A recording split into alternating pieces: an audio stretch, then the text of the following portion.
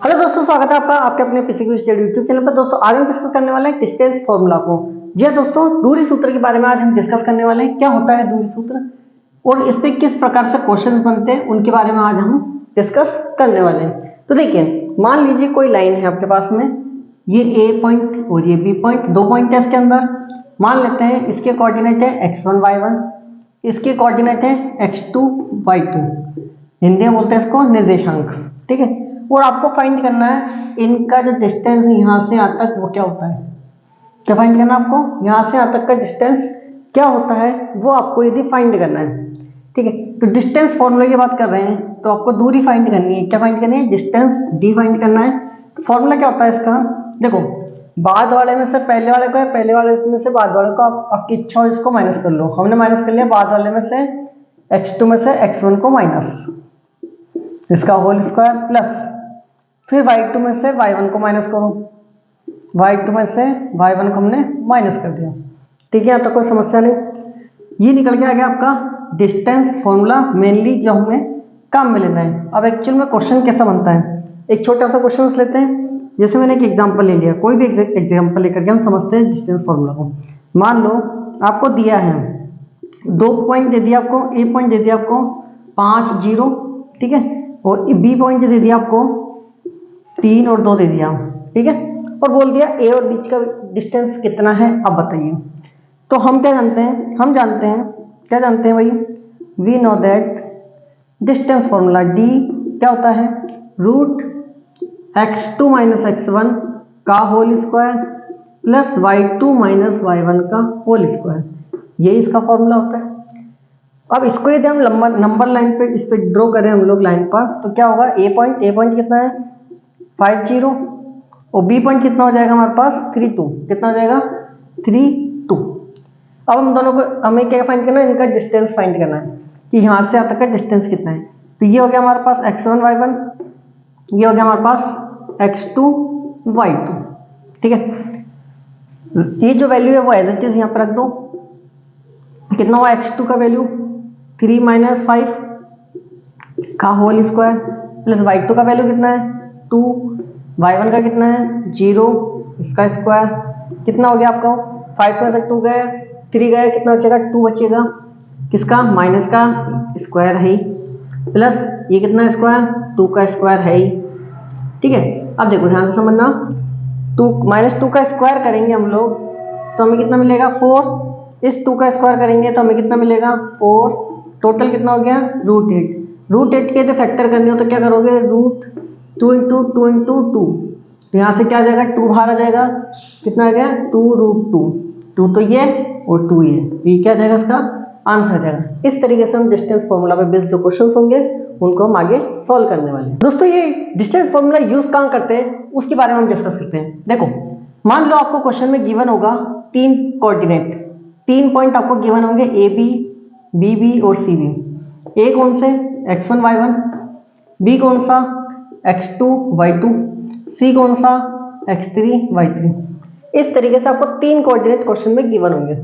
वो क्वेश्चन बोलेगा ये 3 जो पॉइंट है, 3 कोऑर्डिनेट है, वो किस टाइप के ट्राइंगल बना रहे हैं ये बताइए। अब ट्राइंगल कितने टाइप्स के होते हैं वो आप जानते हो, कौन कौन से होते हैं? ए बी सी।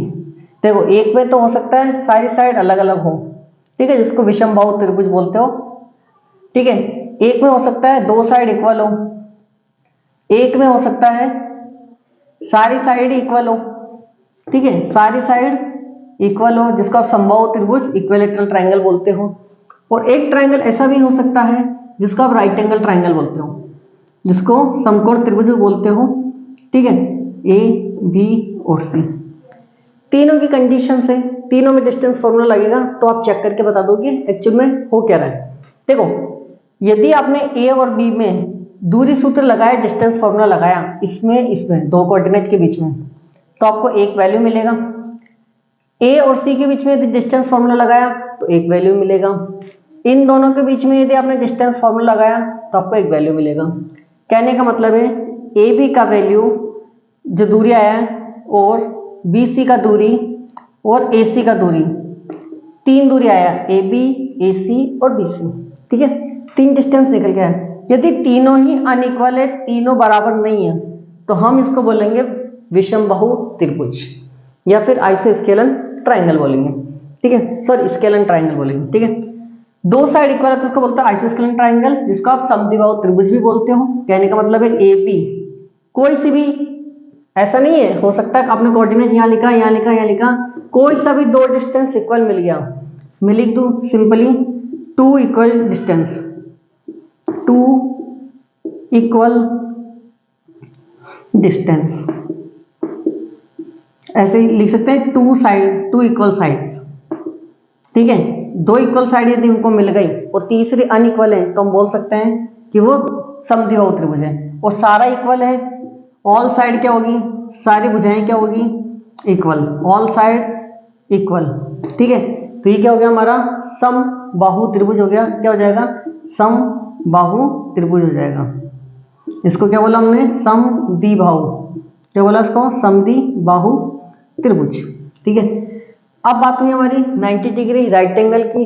ठीक है, इसमें क्या होता है, दो साइड का सम तीसरे के बराबर में आएगा लेकिन स्क्वायर होना चाहिए। जैसे हमने बोला AC का स्क्वायर, पाइथागोरस थ्योरम जानते हैं, AC का स्क्वायर AB का स्क्वायर प्लस BC का स्क्वायर। ठीक है, यदि स्क्वायर का सम, दो का सम तीसरे के इक्वल आ जाता है, कोई भी दो साइड का सम तीसरे के बराबर हम कर दें तो ये कंडीशन, इस कंडीशन को फॉलो कर दें कुल मिला के स्क्वायर में, साइड का स्क्वायर और साइड का स्क्वायर करके दोनों का ऐड कर दें तो तीसरी साइड के स्क्वायर के बराबर यदि आ जाता है तो हम बोलेंगे वो ट्राइंगल क्या है, राइट एंगल ट्राइंगल है, समकोण त्रिभुज है। और संरेख वर्ड लिखा हुआ जाए तो संरेख की कंडीशन भी आपकी यही होगी, इसी को हम फॉलो करेंगे। और क्या क्वेश्चन बनता है, और क्वेश्चन बन सकता है जैसे स्क्वायर दे दिया, एक स्क्वायर की सारी साइड इक्वल होती है, एग्जामिनर आपको ए के कोऑर्डिनेट दे देगा, बी के कोऑर्डिनेट दे देगा, सी के भी दे देगा और डी के कोऑर्डिनेट भी आपको दे देगा। ठीक है, यदि सारी साइड इक्वल है मतलब ए बी के बीच में डिस्टेंस फॉर्मूला लगाओ, BC में लगाओ, CD में लगाओ और AD में लगाओ। मतलब AB में लगाया हमने, BC के बीच में डिस्टेंस फॉर्मूला दूरी सूत्र लगाया, CD के बीच में लगाया और AD के बीच में लगाया। यदि सब में डिस्टेंस फॉर्मूला लगा दें और सारा का सारा इक्वल आ जाए, सारी डिस्टेंस इक्वल आ जाए तो हम क्या बोलेंगे, ये क्या है, स्क्वायर है, या फिर हिंदी में बोलते हैं इसको वर्ग है। मतलब ये निर्देशांक जो है, कोऑर्डिनेट जो है वो वर्ग के निर्देशांक हैं। रेक्टेंगल के लिए क्या बोलेंगे हम लोग, रेक्टेंगल में वही कंडीशन है, ABCD चार कोऑर्डिनेट गिवन होंगे आपको। ठीक है, और आपको बोल देगा कि चेक करके बताओ ये कोऑर्डिनेट रेक्टेंगल के हैं या नहीं है, या फिर बोल देगा किस टाइप का क्वाड्रिलेटरल है। ठीक है, किस टाइप का चतुर्भुज है, ऐसे बोलेगा। तो दो साइड कोई भी इक्वल आएगी, कोई भी दो साइड इक्वल आ जाएगी, इसके बीच में डिस्टेंस फॉर्मूला, इसके बीच में डिस्टेंस फॉर्मूला, इसके बीच में डिस्टेंस फॉर्मूला, इसके बीच में डिस्टेंस फॉर्मूला है। तो कोई भी दो दूरी, कोई भी दो भुजाएं, है ना, दो दो बोल देते हम, ऐसे बोलते हैं, कोई भी दो दो भुजाएं बराबर हो, बराबर हो तो क्या होगा, आयत होगा। क्या होगा, आयत होगा, जिसको इंग्लिश में बोलते हो रेक्टेंगल होगा। ठीक है, कोई समस्या नहीं। ये हो गया पैरेललोग्राम के कंडीशंस भी यही है, पैरेललोग्राम की कंडीशंस भी यही है। साइड तो कोई भी दो साइड आपस में इक्वल तो होगी, लेकिन कंडीशंस है, इसमें ध्यान दीजिएगा, ABCE और D, ये साइड इक्वल हो सकती है, ये हो सकती है, कोई भी दो साइड इक्वल हो जाएगी। कोऑर्डिनेट में हमको पता नहीं चलता है कि कौन सी साइड कहाँ पर है। ठीक है, कोई भी दो साइड इक्वल होगी तो उससे पता लगेगा हमें कि या तो ये वाला हो सकता है या फिर ये वाला हो सकता है। लेकिन हम कैसे जज करेंगे कि ये वाला रेक्टेंगल है या ये पैरेललोग्राम है, ये कौन सा है, कोऑर्डिनेट को देख के बताना ना। देखो इसके जो B और D डायगोनल जो होगा, A और C डायगोनल जो होगा, विकर्ण जो होगा, वो क्या होंगे, इक्वल है, तो हम बोलेंगे आयत है। ठीक है, और D डायगोनल, इसके और इसके हम डायगोनल निकालते हैं, दोनों अनइक्वल आएंगे। देखो एक बड़ा है एक छोटा है, तो इसके जो विकर्ण निकालते हैं, विकर्ण क्या होते हैं इसके, असमान, विकर्ण असमान होते हैं। डायगोनल क्या होते हैं, डायगोनल क्या होते हैं? अनइक्वल।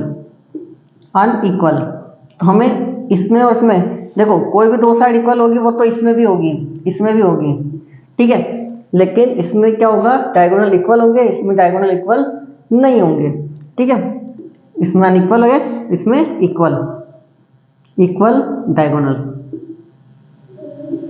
या फिर समान विकर्ण, क्या बोलते हैं उसको? समान विकर्ण। क्लियर हो गया? यहाँ तक कोई समस्या नहीं। ऐसे काइट है आपकी, ऐसे दे दें रोम्बस जिसको आप बोलते हो, क्या होगा? आमने सामने की कोई भी दो साइड इक्वल होगी, ठीक है, और उसके बाद में ये आपके सारे के सारे इक्वल। तो साथ साथ की साइड होगी, जैसे 90 में कर दिया मैंने ए बी सी डी, तो काइट की जितनी प्रॉपर्टीज होगी वो हम अप्लाई कर देंगे। ये साइड और ये साइड आपस में क्या होगी? इक्वल होगी। ये आपस में इक्वली जो एडजेसेंट साइड है वो आपस में क्या होगी? इक्वल होगी। हमको पता लग जाएगा कि वो रोम्बस के हैं या फिर इसके हैं, ठीक है। तो इस प्रकार से हम लोग जितने भी डिस्टेंस फॉर्मूलाज हैं को अप्लाई करना, हमको डिस्टेंस फॉर्मूला तो एक ही है, लेकिन उसको अप्लाई कहाँ कहाँ करना है वो हम क्वेश्चंस में देखते जाएंगे, सीखते जाएंगे, वो करते जाएंगे। ये मैंने आपको ब्रीफली आज इंट्रोडक्शन बता दिया। तो दोस्तों आपको वीडियो कैसा लगा? अच्छा लगा लाइक करें, शेयर करें और चैनल को सब्सक्राइब करना ना भूलें। तो मिलते हैं दोस्तों नेक्स्ट वीडियो में, तब तक के लिए थैंक यू, बाय बाय।